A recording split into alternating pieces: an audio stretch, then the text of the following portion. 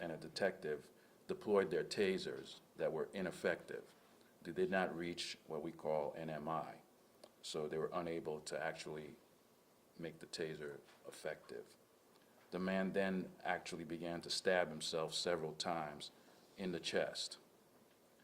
We'll identify the individual through the coroner's office, but again, as consideration for the family, won't do that on TV. The man was then transported to EMS and to University Medical Center, where he apparently died of his wounds. According to those findings, the subject sustained 6 stab wounds, which eventually proved fatal. Both the Office of the Consent Decree Monitors and the Office of the Independent Police Monitors were notified of the incident, with the OIPM responding to the scene. This investigation remains active and ongoing, as with all in-custody deaths. PIB FIT will conduct a comprehensive and independent investigation to determine the facts and circumstances around the incident. And I just want to say, I want to express our thanks to the job and patience and restraint shown by our officers. They could have ended this in a fatal situation. It could have been a fatal situation and actually shot the suspect, but they refrained. They kept their distance, and they kept talking to him. So it does show that CIT training does work. It's just unfortunate that this incident occurred, and we were unable to bring him about a safe conclusion to this. But with that, I'll answer any questions you may have. Yeah. Do you all plan to release videos like this, continue releasing videos like this once the consent decree ends? Yes, that's part of our policy. It doesn't matter whether we're in it or not.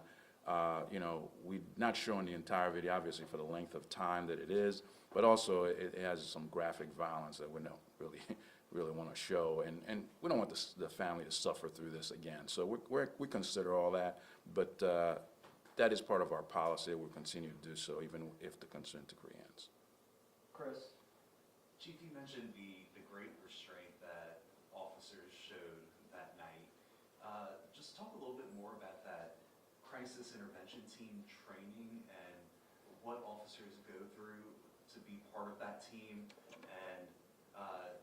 and that restraint that they showed, once again, to not pull their gun, instead use a non-lethal option, the taser. Right, so the training is about a week long. It's held by our academy, and we have several officers trained in CIT, and we teach it in service as well. So what that means is someone going through a crisis, before we started the training, our officers would either try to go physically try to apprehend them.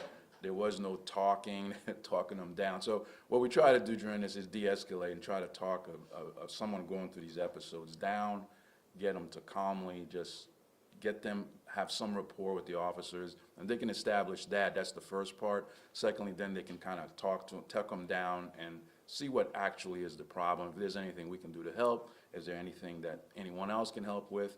But that's what the training is about, and we've had that's an ongoing training, and we strive to have everyone be trained in that. But there are some obviously who are better than others, as usual for anything else. But that is one of the key things that we have implemented over the years.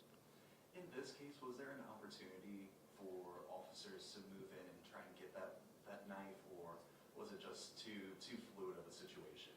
It was dangerous. He never really let go of the knife except when he sat on the stoop for a little bit and then picked it back up.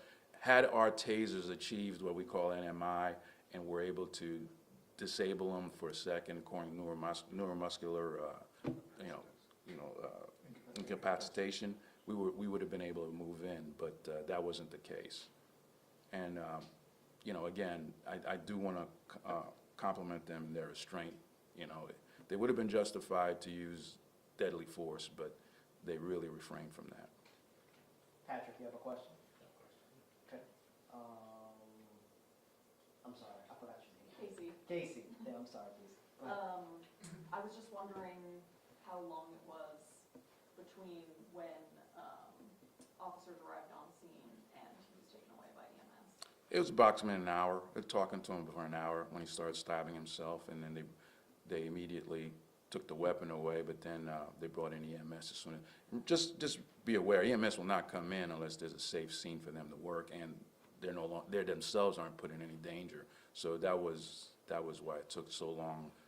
They weren't right on the camera view, but they were close. But also, our officers were talking to him for about an hour. Kyle?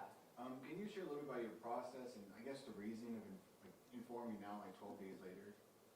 That is our policy. It's really, I think it's a 10-day policy.